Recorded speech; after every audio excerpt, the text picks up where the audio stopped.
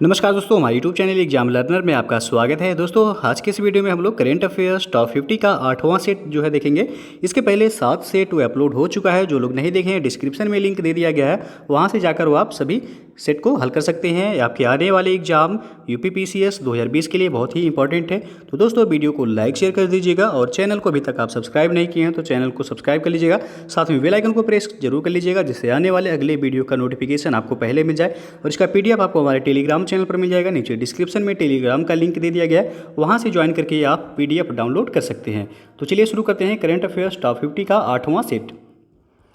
पहला प्रश्न इसमें आपका, भारत सरकार ने सितंबर 2020 में खनिज संसाधन और भूविज्ञान के क्षेत्र में सहयोग के लिए किस देश के साथ समझौता किया है? तो इसका सही आंसर हो जाएगा ऑप्शन सी, फिनलैंड के साथ जो है भारत सरकार ने समझौता किया है। अगला प्रश्न अब आपका, 2 सितंबर 2020 को बिमस्टेक शिखर सम्मेलन का आयोजन किया गया। बिमस्टेक के संबंध में निम्नलिखित में से कौन सा कथन सही नहीं है? तो ये आपका दिया गया है कि भारत ने इस सम्मेलन में भाग लिया, ये बिल्कुल सही है आपका। उसके बाद बी है, बिमस्टेक में 7 सदस्य देश हैं, ये भी आपका सही है। 7 सदस्य देश जो हैं वो आपका बांग्लादेश है, इसमें बांग्लादेश, भूटान, उसके बाद जो है इंडिया, बांग्लादेश, भूटान, इंडिया, उसके बाद जो है आपका म्यांमार हो गया, उसके बाद जो है नेपाल है, नेपाल, उसके बाद श्रीलंका, नेपाल के बाद श्रीलंका और थाईलैंड। तो ये 7 देश जो है बिमस्टेक के सदस्य देश हैं। उसके बाद जो है सी है, इसका मुख्यालय ढाका में है, बिमस्टेक का मुख्यालय ढाका में है, सही है। और डी ऑप्शन दिया गया आपका, मालदीव इसके सदस्य देशों में शामिल है, ये आपका गलत है। तो आपसे पूछा गया कौन कथन सही नहीं है, तो डी विकल्प जो है आपका यहाँ सही नहीं है। मालदीव इसके सदस्य देश नहीं है। इसके 7 सदस्य देश जो हैं बांग्लादेश है, भूटान है, इंडिया, म्यांमार, नेपाल, श्रीलंका और थाईलैंड है।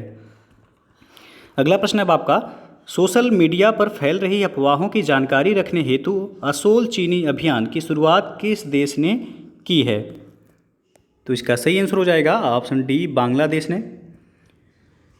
अगला प्रश्न है आपका, संघाई सहयोग संगठन के सदस्य देशों की बैठक में भाग लेने हेतु रक्षा मंत्री राजनाथ सिंह 2 सितंबर को किस देश की 3 दिवसीय यात्रा पर गए? तो इसका सही आंसर हो जाएगा ऑप्शन बी, रूस की यात्रा पर गए। बी ऑप्शन जो है सही हो जाएगा यहाँ। नेक्स्ट आपका, किस राज्य सरकार ने इंदिरा रसोई योजना की शुरुआत की है? तो इसका सही आंसर हो जाएगा ऑप्शन सी सही हो जाएगा। राजस्थान सरकार ने जो है इंदिरा रसोई योजना की शुरुआत की है और राजस्थान के मुख्यमंत्री जो हैं अशोक गहलोत हैं। अगला प्रश्न है आपका, केंद्रीय मंत्रिमंडल द्वारा हाल ही में किस हवाई अड्डे को अंतर्राष्ट्रीय हवाई अड्डा घोषित करने का निर्णय लिया गया है? तो इसका सही आंसर होगा ऑप्शन डी से होगा यहाँ, कुशीनगर हवाई अड्डे को जो है केंद्रीय मंत्रिमंडल द्वारा अंतर्राष्ट्रीय हवाई अड्डा घोषित करने का निर्णय लिया गया है। अगला प्रश्न है आपका, 20 जून 2020 को प्रधानमंत्री नरेंद्र मोदी द्वारा गरीब कल्याण रोजगार योजना की शुरुआत कहाँ से की गई? तो यह बिहार से किया गया। बी ऑप्शन जो है सही हो जाएगा यहाँ। अगला क्वेश्चन है आपका, खोलोंगछू पनबिजली परियोजना किन 2 देशों से संबंधित है? तो ये आपका भारत और भूटान से संबंधित है। डी ऑप्शन सही हो जाएगा। याद रखिएगा, खोलोंगछू पनबिजली परियोजना। नेक्स्ट क्वेश्चन है अब, हाल ही में पृथ्वी के सबसे गहरे बिंदु चैलेंजर द्वीप में पहुंचने वाली कैथी सुलीवन दुनिया की पहली महिला बन गई हैं। वे किस देश से संबंधित हैं? तो यह अमेरिका से संबंधित है। याद रखिएगा, कैथी सुलीवन इनका नाम है और ये अमेरिका की हैं। अगला प्रश्न है आपका, 14 जून 2020 को मनाए गए विश्व रक्तदाता दिवस का थीम था? तो इसका सही आंसर हो जाएगा option C, safe blood saves life जो है इस बार का थीम था विश्व रक्तदाता दिवस का। कब मनाया गया? तो 14 जून 2020 को मनाया गया है। अगला प्रश्न है आपका, मई 2020 में बंगाल की खाड़ी में आए चक्रवात को किस देश द्वारा अम्फान नाम दिया गया? तो यह थाईलैंड के द्वारा अम्फान नाम दिया गया था। याद रखिएगा, अम्फान नामक जो है चक्रवात ये आपका किसको प्रभावित किया, कौन कौन से राज्य को? तो पश्चिम बंगाल को ये प्रभावित किया और उड़ीसा। ये जो है पूछा जा सकता है आपसे, तो याद रखिएगा, अम्फान तूफान ये पश्चिम बंगाल और उड़ीसा को प्रभावित किया। और अम्फान नाम किस देश द्वारा सुझाया गया? तो ये थाईलैंड के द्वारा। सी ऑप्शन जो है सही हो जाएगा। कब आया था ये भी पूछा जाता है, तो ये मई 2020 में जो है अम्फान नामक जो है चक्रवात आया था। अगला प्रश्न अब आपका, किस राज्य में प्रस्तावित इटालियन जल विद्युत परियोजना के कारण जैव विविधता पर पड़ने वाले प्रभाव को लेकर पर्यावरण कार्यकर्ता इसे रद्द करने की मांग कर रहे हैं? तो इसका सही आंसर हो जाएगा option B, Arunachal Pradesh. Italian जल विद्युत परियोजना जो है किस राज्य में है? तो याद रखिएगा अरुणाचल प्रदेश में है। अगला प्रश्न अब आपका, जनवरी 2020 में किस कंपनी ने 2030 तक कार्बन नेगेटिव होने की घोषणा की है? तो ये आपका माइक्रोसॉफ्ट कंपनी, और माइक्रोसॉफ्ट कंपनी के फाउंडर जो है वह बिल गेट्स हैं, बिल गेट्स और पॉल एलन, ये दोनों जो है माइक्रोसॉफ्ट कंपनी के जो है फाउंडर यानी कि संस्थापक हैं। अगला प्रश्न अब आपका, हाल ही में एडिडास का ब्रांड एम्बेसडर किसे नियुक्त किया गया है? तो इसका सही आंसर हो जाएगा ऑप्शन डी, मानुषी छिल्लर को भी हाल ही में एडिडास का ब्रांड एम्बेसडर नियुक्त किया गया है। अगला क्वेश्चन है आपका, ग्लोबल जेंडर गैप इंडेक्स 2020 में भारत का स्थान रहा? तो इसका सही आंसर हो जाएगा option D, global gender gap index 2020 में भारत का स्थान जो रहा 112वां रहा। इसके पहले भारत का स्थान था 108वां, और ये जारी किसके द्वारा किया जाता है? तो WEF यानी कि वर्ल्ड इकोनॉमिक फोरम के द्वारा ग्लोबल जेंडर गैप इंडेक्स जारी किया जाता है। अगला प्रश्न आपका, हाल ही में किर्गिस्तान के नए प्रधानमंत्री के रूप में किसे नियुक्त किया गया है? तो इसका सही आंसर हो जाएगा ऑप्शन ए से होगा, कुबाटबेक बोरानोव को किर्गिस्तान के नए प्रधानमंत्री के रूप में नियुक्त किया गया है। अगला क्वेश्चन अब आपका, नाटो शिखर सम्मेलन 2019 के संबंध में निम्नलिखित में से कौन सा कथन असत्य है? तो ये दिया गया आपका, दिसंबर 2019 में इसका आयोजन ब्रिटेन में जो है किया गया, बिल्कुल सही है। उसके बाद बी है, इसकी स्थापना 1949 में की गई थी। तो नाटो शिखर सम्मेलन की स्थापना 1949 में की गई थी, ये भी आपका सही है। और इसका मुख्यालय जो है ब्रुसेल्स में है, बेल्जियम की राजधानी है ब्रुसेल्स, तो ये भी आपका सही है। और डी है, मैसेडोनिया इसका 29वां सदस्य देश बना। तो ये जो है आपका गलत है, मैसेडोनिया ये आपका नाटो का 29वां नहीं बल्कि 30वां सदस्य देश बना, उत्तरी मैसेडोनिया। तो ये जो है आपका डी ऑप्शन गलत है यहाँ। अगला प्रश्न है आपका, जनवरी 2020 में जारी ग्रीन पीस इंडिया रिपोर्ट के अनुसार भारत का सबसे कम प्रदूषित शहर कौन सा है? तो याद रखिएगा, ये ग्रीन पीस इंडिया रिपोर्ट के अनुसार जो है पूछा गया है। तो लुंगलेई, मिजोरम का लुंगलेई शहर है, डी ऑप्शन सही हो जाएगा, सबसे कम प्रदूषित शहर है। और सबसे ज़्यादा प्रदूषित शहर जो है ग्रीन पीस इंडिया रिपोर्ट के अनुसार वह झारखंड का झरिया शहर है। तो याद रखिएगा यहाँ डी ऑप्शन सही हो जाएगा। अगला प्रश्न अब आपका, हाल ही में अमेरिका के प्रसिद्ध खिलाड़ी कोबे ब्रायंट की एक हेलीकॉप्टर दुर्घटना में मृत्यु हो गई, उनका संबंध किस खेल से है? तो इसका सही आंसर हो जाएगा ऑप्शन बी, कोबे ब्रायंट का संबंध जो है बास्केटबॉल से है। तो बी ऑप्शन जो है सही हो जाएगा यहाँ। अगला प्रश्न अब आपका, बधावन पोर्ट हाल ही में चर्चा में रहा, यह किस राज्य में स्थित है? तो इसका सही आंसर हो जाएगा ऑप्शन ए, बधावन पोर्ट यह महाराष्ट्र में है। तो ये ऑप्शन आपका सही हो जाएगा। अगला प्रश्न है आपका, हाल ही में केंद्र सरकार तथा बोडो समुदाय के बीच समझौता हुआ, बोडो समुदाय का संबंध किस राज्य से है? तो इसका सही आंसर हो जाएगा ऑप्शन सी, बोडो समुदाय का संबंध असम राज्य से है। सी ऑप्शन जो है सही है। नेक्स्ट क्वेश्चन है, वर्ष 2021 में आयोजित होने वाले एशियाई युवा खेल की मेजबानी किस देश को सौंपा गया है? तो इसका सही आंसर हो जाएगा ऑप्शन बी, चीन को जो है एशियाई युवा खेल की मेजबानी जो है सौंपा गया है। बी ऑप्शन सही हो जाएगा। कब आयोजित होगा? तो ये वर्ष 2021 में। नेक्स्ट आपका, नीति आयोग द्वारा आकांक्षी जिला कार्यक्रम के तहत डेल्टा रैंकिंग में 115 जिलों में किस जिले को विशेष स्थान प्राप्त हुआ है? तो इसका सही आंसर हो जाएगा ऑप्शन ए, सुकमा जिले को जो है विशेष स्थान प्राप्त हुआ है। ये ऑप्शन सही हो जाएगा यहाँ। अगला प्रश्न है आपका, इंडियन सुपर लीग 2019-20 का खिताब किस टीम ने जीता है? तो इसका सही आंसर हो जाएगा ऑप्शन सी, ATK ने इंडियन सुपर लीग 2019-20 का खिताब जीता है। और अगला प्रश्न है आपका, किस देश ने अमेरिकी कंपनी एप्पल पर प्रतिस्पर्धा विरोधी व्यवहार के लिए 1.1 बिलियन यूरो का जुर्माना लगाया है? तो वह है आपका फ्रांस। डी ऑप्शन जो है सही हो जाएगा। फ्रांस ने जो है अमेरिकी कंपनी एप्पल पर प्रतिस्पर्धा विरोधी व्यवहार के लिए 1.1 बिलियन यूरो का जो है जुर्माना लगाया है। तो डी ऑप्शन सही हो जाएगा यहाँ। नेक्स्ट क्वेश्चन है अब, इसरो ने अंतरिक्ष यात्रियों के प्रशिक्षण हेतु मानव अंतरिक्ष उड़ान केंद्र की स्थापना कहाँ करने की घोषणा की है? तो इसका सही आंसर हो जाएगा ऑप्शन ए, कर्नाटक में। और अगला क्वेश्चन है आपका, जून 2020 में पुरातत्व सर्वेक्षण विभाग ने किस नदी में 500 साल पुराने मंदिर की खोज की है? तो इसका सही आंसर हो जाएगा ऑप्शन सी से होगा महानदी। महानदी में जो है पुरातत्व विभाग सर्वेक्षण विभाग ने 500 साल पुराने मंदिर की खोज की है। कब? तो जून 2020 में। तो सी ऑप्शन जो है आपका सही हो जाएगा यहाँ।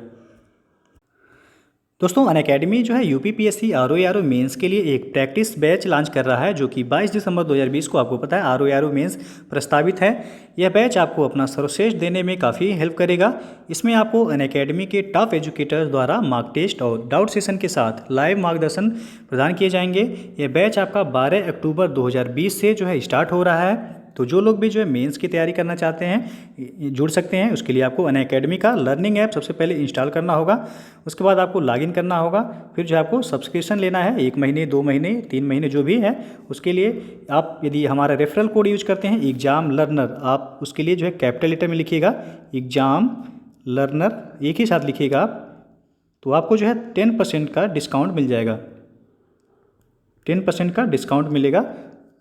कोई भी जो है आप सब्सक्रिप्शन लेते हैं अनअकैडमी पर, यदि ये कोड यूज करते हैं आप एग्जाम लर्नर, तो आपको 10% की छूट मिल जाएगी।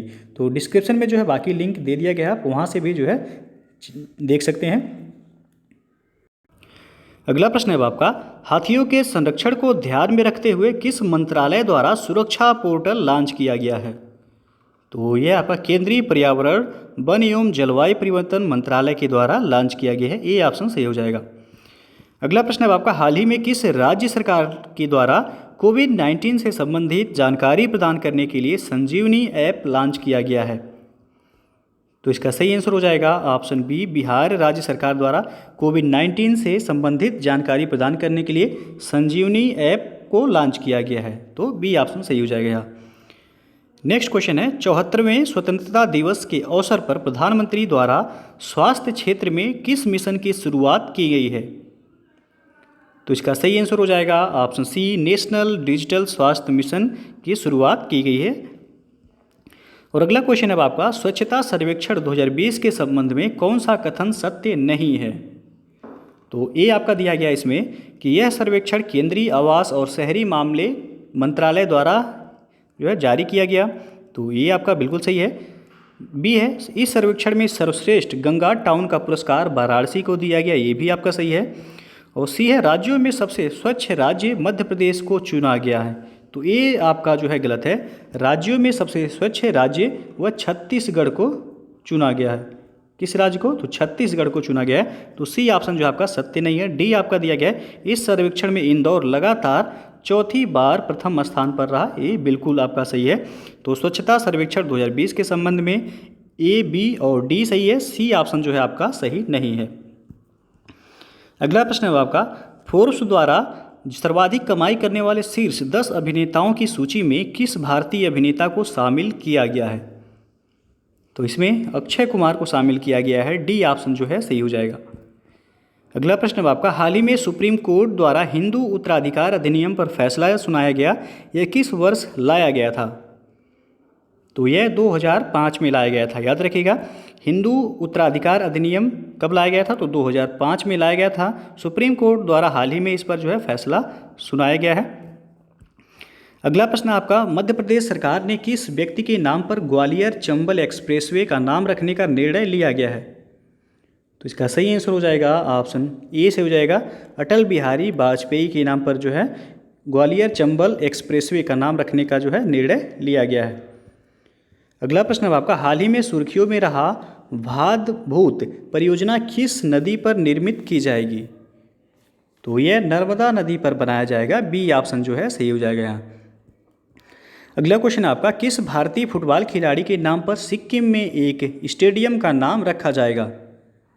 तो इसका सही आंसर हो जाएगा ऑप्शन बी, वाईचिंग वाईचुंग भूटिया के नाम पर जो है सिक्किम में एक स्टेडियम का नाम रखा जाएगा। तो बी ऑप्शन सही हो जाएगा यहाँ। नेक्स्ट क्वेश्चन है, भारत के सबसे लंबे नदी रोपवे जिसकी लंबाई कितना होगा, तो 1.8 किलोमीटर होगा, का निर्माण किस नदी पर किया जाएगा? तो इसका सही आंसर हो जाएगा ऑप्शन बी, यह ब्रह्मपुत्र नदी पर जो है बनाया जाएगा। बी ऑप्शन सही हो जाएगा। यह भारत का सबसे लंबा नदी रोपवे होगा जिसकी लंबाई होगी 1.8 किलोमीटर। अगला प्रश्न है आपका, हिम तेंदुओं के संरक्षण के लिए भारत का पहला हिम तेंदुआ संरक्षण केंद्र किस राज्य में खोला जाएगा? तो ये आपका उत्तराखंड में खोला जाएगा। बी ऑप्शन जो है सही हो जाएगा। याद रखिएगा, भारत का पहला हिम तेंदुआ संरक्षण केंद्र उत्तराखंड राज्य में खोला जाएगा। अगला प्रश्न है आपका, निम्नलिखित को सुमेलित करें। तो एक तरफ आपका त्यौहार दिया गया है, दूसरी तरफ है राज्य, तो आपको मिलान करना है। तो चलिए देखते हैं, बरना त्यौहार किस राज्य का है? तो ये बिहार का है, तो ए का हो जाएगा पहला। उसके बाद बी है ड्रैगन फ्लाई, तो ये आपका केरल का त्यौहार है, केरल राज्य का। बी का हो जाएगा चौथा। और सी है बोनालू, बोनालू ये आपका ये तेलंगाना का है, तो सी का तीसरा हो जाएगा। और नुआखाई ये आपका उड़ीसा का है, तो डी का हो जाएगा दूसरा। 1 4 3 2 जिस ऑप्शन में होगा वो ऐसे ही होगा। तो आप देख सकते हैं, ए का पहला, बी का चौथा, सी का तीसरा और डी का दूसरा। 1 4 3 2, तो डी ऑप्शन जो है सही हो जाएगा यहाँ। अगला प्रश्न है, अब भारत का पहला इलेक्ट्रिक वाहन पार्क किस राज्य में स्थापित किया जाएगा? तो ये आपका तमिलनाडु में स्थापित किया जाएगा। ए ऑप्शन सही हो जाएगा यहाँ। याद रखिएगा, भारत का पहला इलेक्ट्रिक वाहन पार्क किस राज्य में स्थापित किया जाएगा? तो तमिलनाडु में। अगला क्वेश्चन है आपका, अगस्त माह में हुए लेबनान की राजधानी बेरूत में एक फैक्ट्री में किस गैस में विस्फोट के कारण काफ़ी क्षति हुई? तो ये आपका अमोनियम नाइट्रेट गैस के विस्फोट के कारण जो है काफ़ी क्षति हुई। कहाँ पर? तो लेबनान की राजधानी बेरूत में। याद रखिएगा, लेबनान की राजधानी कहाँ है? तो बेरूत में है। और इसी तरह की घटना जो है आपको याद रखना है, चेरनोबिल आपदा हुआ था। ये आपका चेरनोबिल आपदा ये आपका हुआ था 26 अप्रैल, पूछा जाता है 26 अप्रैल 1986 को हुआ था। किस देश में? तो यह यूक्रेन में हुआ था। यूक्रेन में हुआ था, न्यूक्लियर एक्सीडेंट था ये। तो याद रखिएगा, पूछा जाता है चेरनोबिल आपदा कब हुआ था? तो 26 अप्रैल 1986 को। किस देश में? तो यूक्रेन में। यह एक न्यूक्लियर एक्सीडेंट था। उसके बाद इसी तरह आपका भारत में यानी कि भोपाल गैस कांड हुआ था एक, मध्य प्रदेश में भोपाल गैस कांड। ये कब हुआ था? तो 2 से 3 दिसंबर 1984 को। 2 से 3 दिसंबर 1984 को भोपाल गैस कांड हुआ था। इसमें किस गैस का रिसाव हुआ था पूछा जाता है? तो MIC मिथाइल आइसोसाइनाइड गैस का रिसाव हुआ था। तो ये जो है दोनों याद रखिएगा।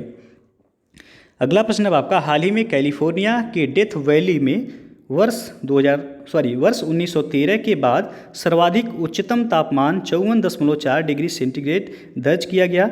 यह किस महादेश में स्थित है? तो ये आपका उत्तरी अमेरिका महाद्वीप में स्थित है। तो ए ऑप्शन जो है सही हो जाएगा यहाँ। अगला प्रश्न है आपका, अफ्रीका का वह अंतिम देश जिसे अगस्त 2020 में WHO ने पोलियो मुक्त घोषित कर दिया है। तो ऑप्शन आप देख सकते हैं, इसका सही आंसर हो जाएगा ऑप्शन सी, नाइजीरिया को। नाइजीरिया को जो है अगस्त 2020 में WHO ने पोलियो मुक्त घोषित जो है किया है। अगला प्रश्न आपका, अगस्त 2020 में पश्चिमी एशिया के किस देश में सबसे बड़े प्राकृतिक गैस के भंडार की खोज की गई है? तो यह तुर्की में खोजा गया है। सी ऑप्शन सही हो जाएगा। यह एशिया का सबसे बड़ा जो है प्राकृतिक गैस का भंडार है। अगला प्रश्न है आपका, अगस्त 2020 में किस व्यक्तियों को जम्मू कश्मीर का उपराज्यपाल नियुक्त किया गया है? किस व्यक्तियों ने, किस व्यक्ति को होगा? तो इसका सही आंसर हो जाएगा आपका ऑप्शन डी से होगा, मनोज सिन्हा को जम्मू कश्मीर का उपराज्यपाल नियुक्त किया गया है। इसके पहले जो जम्मू कश्मीर के उपराज्यपाल थे वह थे गिरीश चंद्र मुर्मू। इसके पहले जो है जम्मू कश्मीर के उपराज्यपाल थे। अब ये भारत के नियंत्रक एवं महालेखा परीक्षक बनाए गए हैं गिरीश चंद्र मुर्मू। और सत्यपाल मलिक ये जो है मेघालय के राज्यपाल हैं। सत्यपाल मलिक मेघालय के राज्यपाल हैं। और भगत सिंह कोश्यारी ये जो है महाराष्ट्र के राज्यपाल हैं। और गोवा का जो है इनको कार्यभार भी सौंपा गया है। उसके बाद जो है राजीव कुमार, आपको पता होगा ये नीति आयोग के उपाध्यक्ष हैं। नीति आयोग की स्थापना कब हुई थी? तो ये आपका 1 जनवरी 2000 2015 को जो है नीति आयोग की स्थापना हुआ था योजना आयोग के स्थान पर। अगला प्रश्न है आपका, पुस्तक कनेक्टिंग, कम्युनिकेटिंग और चेंजिंग किस व्यक्ति के कार्यकाल पर आधारित है? तो इसका सही आंसर हो जाएगा ऑप्शन बी, वेंकैया नायडू, जो कि भारत के उपराष्ट्रपति हैं, उनके कार्यकाल पर जो है ये आधारित है। पुस्तक का नाम है कनेक्टिंग, कम्युनिकेटिंग और चेंजिंग। अगला प्रश्न है आपका, हिंद प्रशांत क्षेत्र में सहयोग बढ़ाने हेतु भारत ने किन देशों के साथ त्रिपक्षीय वार्ता का आयोजन किया? तो इसका सही आंसर हो जाएगा ऑप्शन डी, फ्रांस तथा ऑस्ट्रेलिया के साथ। अगला प्रश्न है आपका, 16 सितंबर 2020 को जारी वैश्विक मानव पूंजी सूचकांक के संबंध में निम्नलिखित में से कौन सा कथन सही नहीं है?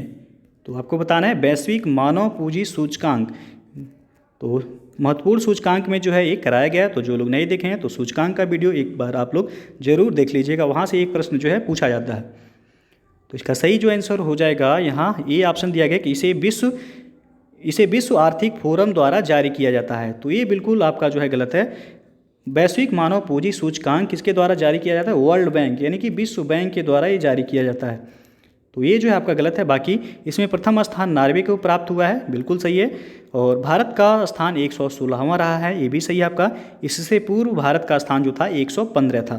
तो बाकी जो है सभी सही है, बी सी डी सही है, ए ऑप्शन जो है आपका सही नहीं है। इसे किसके द्वारा जारी किया जाता है? तो विश्व बैंक के द्वारा जारी किया जाता है। अगला प्रश्न है आपका, 17 सितंबर 2020 को G20 देशों की पर्यावरण मंत्रियों की बैठक आयोजित की गई, इसकी अध्यक्षता किस देश ने की? तो ये प्रश्न जो है आपका इंपॉर्टेंट है, पूछा जा सकता है। इसका सही आंसर हो जाएगा ऑप्शन बी, सऊदी अरब।